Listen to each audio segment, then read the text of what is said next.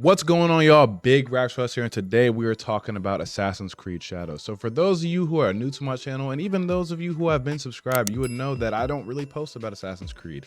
However, keep in mind, I did start my YouTube channel last year when I was 23 years old, and I played a lot of games before I started this YouTube channel. So I just want to say I am qualified to speak on this because I am a huge Assassin's Creed fan. I played the first one with Altair, the second one with Ezio, the third one with Connor Kenway, Assassin's Creed 4 Black Flag with Edward Kenway, Origins with Bayek, Odyssey with Cassandra, and I played Unity with Arno. I'm actually replaying Unity right now because that game holds up very well in 2024. The game, I mean, it's just surprising how good that game was. It kind of had a bad launch when it came out in 2014 because I don't think the hardware of the PS4 and the Xbox One at the time just could handle it. But as somebody who's playing on PC now, it's running great.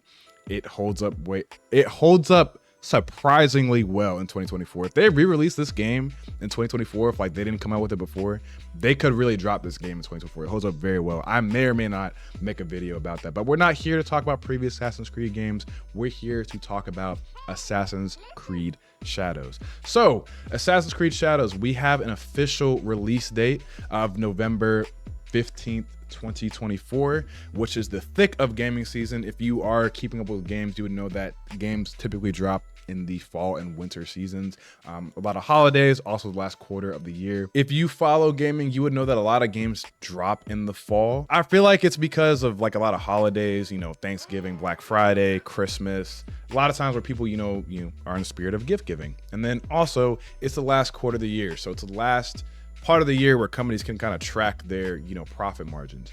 But I say all that to say the fact that they're dropping in the middle of that season, they have to be very, very confident in this game, man, because they're going to be competing with a bunch of other games, whether it's an RPG game, a big title release, whatever it is, they're going to be competing. So that means they're very confident. That's a sign that lets me know that they are confident in this game.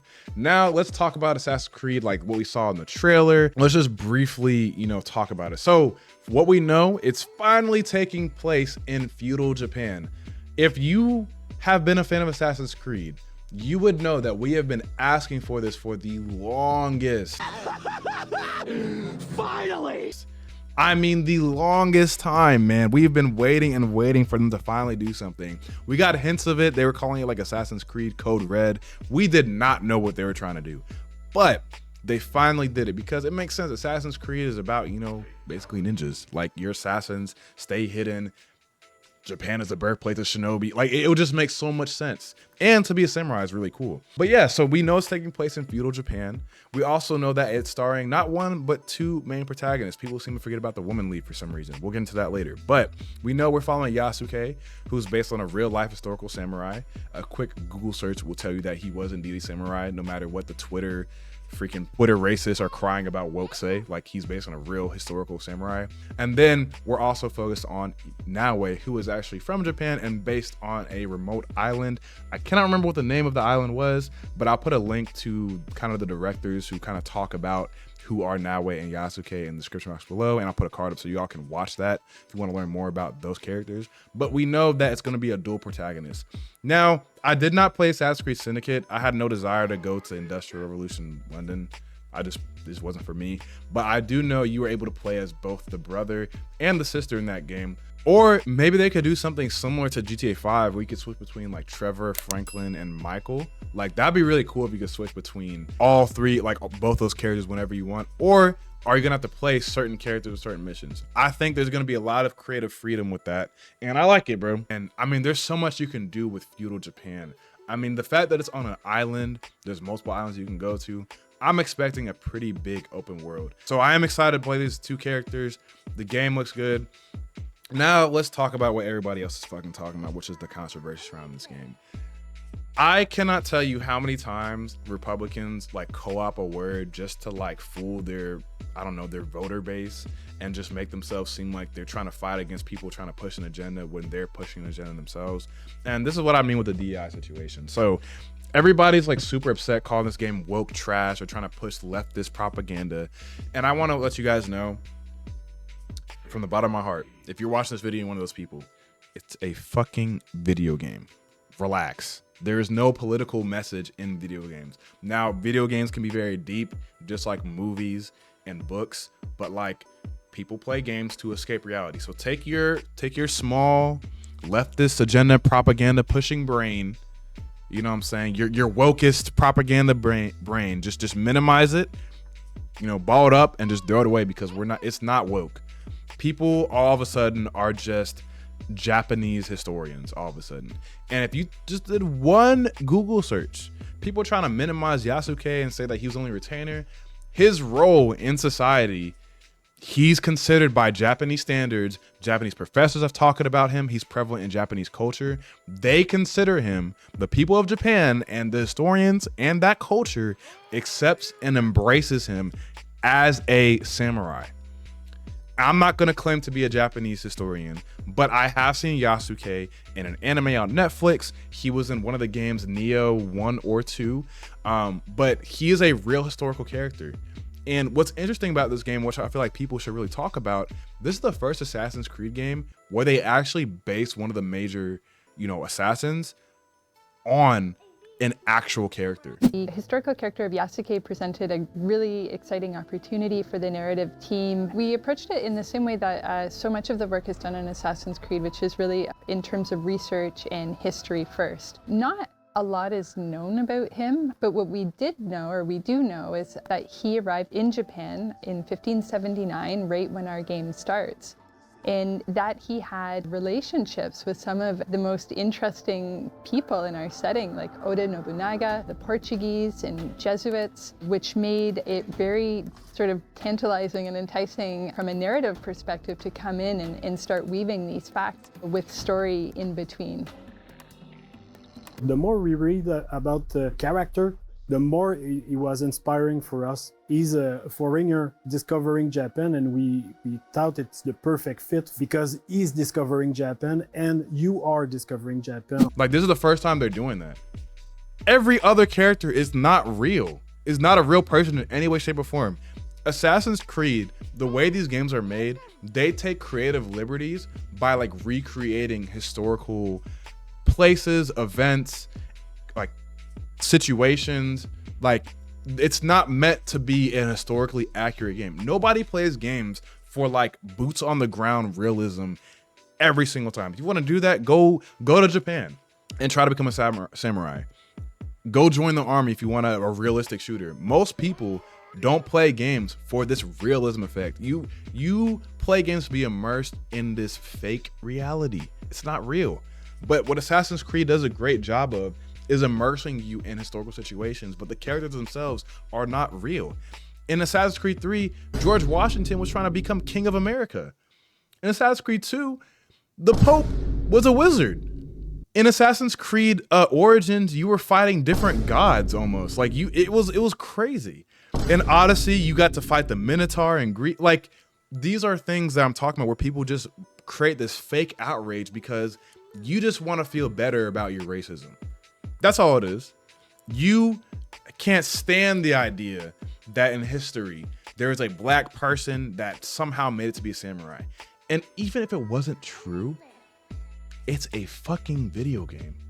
I don't go to Assassin's Creed to learn about history. I go to, I wonder if this is the world, like if this would be the world that it was like back then. They recreate the world and they have historical facts when it comes to building in places that are still there, but like it's always described itself as a historical fiction game. You know what I'm saying? So I just never realized, or I just never understood this outrage when this first game came out. I was excited and I'm going to be excited. And you know what's crazy? A lot of those same people complaining about it, they're still going to buy the game. They're still going to buy it.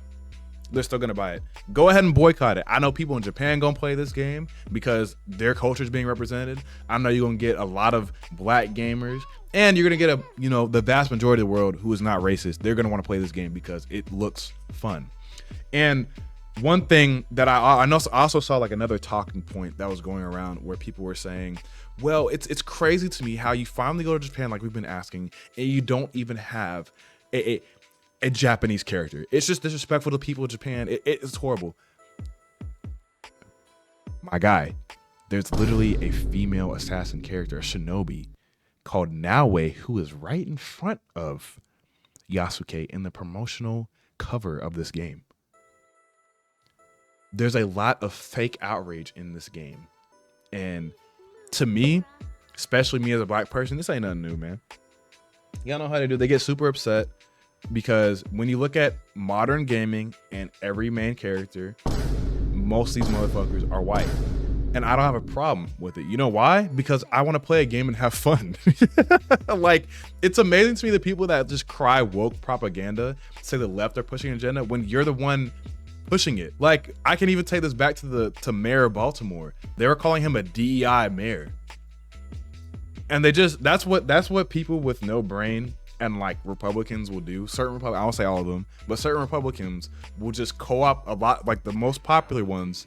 They'll co-opt the term by the left or that black people, and they'll just try to flip it to make it seem insignificant.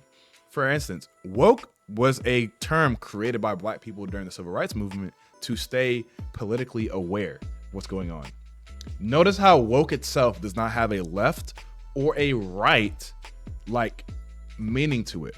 It just means to be politically aware of what's going on. Don't be asleep when it comes to what the government is doing and what your government is doing, right? Another time they did this was with Black Lives Matter. Oh, well, all lives matter. Oh, brother, this guy stinks! You know exactly what they're doing. They're trying to discredit the Black Lives Matter movement, and they're trying to say, oh, all lives matter instead. Why do black people matter? When you know exactly what we were fighting for and what I actually protested in Atlanta for, like unlawful killings by police officers of predominantly black men. That's what they were doing. And we got action out of it. Those cops went to jail and were arrested. And it was a very successful movement. So back to Assassin's Creed Shadows. This is fake outrage, y'all. Try to tune out and be very cautious of people who call this leftist, wokeist propaganda, because they're either A, racist, or 2, just dumb, or 3, they're both. Like, there's no propaganda in this game. The people of Japan, I've seen videos of professors speaking out in support of Yasuke. He's heavily embraced in their culture, and this is not culture appropriation. These people who are calling it woke just want to feel better about their racism, and they're just fake mad about the game. And they're trying to say that a game like Assassin's Creed, which has always been about historical fiction, is historically inaccurate. Oh man, like it's just the mental gymnastics people will try to do. Instead, I want to redirect the conversation what people should be more upset about. So if you go to Ubisoft's main page, if you go to the Ubisoft launcher or the store, they have, I think, an ultimate, like a gold and an ultimate edition where you have a season pass included, and for like I think 105, and then you have the ultimate edition, which is like 130.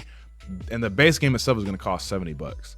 So I think instead of being fake mad about that bullshit, like the wokeism bullshit, like you should be more concerned about microtransactions and like the fact that they have 3 tiers just to buy one game.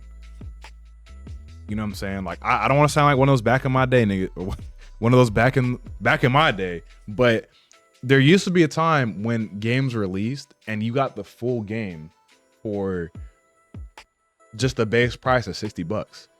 DLC was like an addition. It was like a cherry on top. You got the full cake, right? And the DLC would be the little cherry on top that made it that much better, but it wasn't needed to enjoy the whole meal. You know what I'm saying? I don't like that. That's one of the things I will be I am excited about the game, but I'm disappointed that they are basically they're gonna put microtransactions in the game. That's what they're gonna do.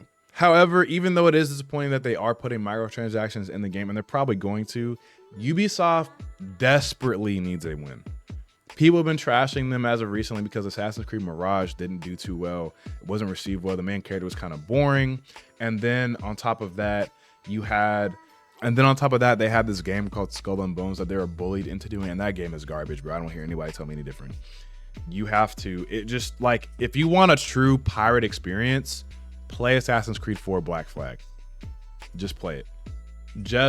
I promise you'll have a much, much better time playing that game. But yeah, Ubisoft needs to win, man, because their last 2 releases aren't received well.